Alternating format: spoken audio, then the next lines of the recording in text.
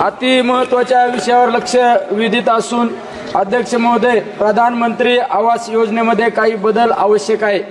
अध्यक्ष महोदय, विशेषतः माझ्या अहमदनगर जिल्हा हा क्षेत्रफळाच्या दृष्टीने सर्वात मोठा जिल्हा आहे, परंतु घरकुलाची संख्या कमी आहे।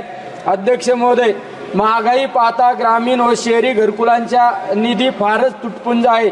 घरकुलासाठी 1,20,000 व 12,000 शौचालयासाठी व 26 ते 28,000 मनरेगा मंजुरी अशी मिळून एका घरासाठी 1,58,000 ते 1,60,000 रुपये मिळतात। तरी माझी मागणी आहे की कमीत कमी 4 लाख रुपये मिळणे आवश्यक आहे आणि घरकुलासाठी ग्रामीण भागामध्ये जागा उपलब्ध होत नाही। जागा उपलब्ध झाली तर उतारा मिळत नाही। तरी यावर दुरुस्ती करून माझ्या सर्वसामान्य जनतेला घरकुल जास्तीत जास्त मिळावी हीच मी या ठिकाणी विनंती करतो। थांबतो।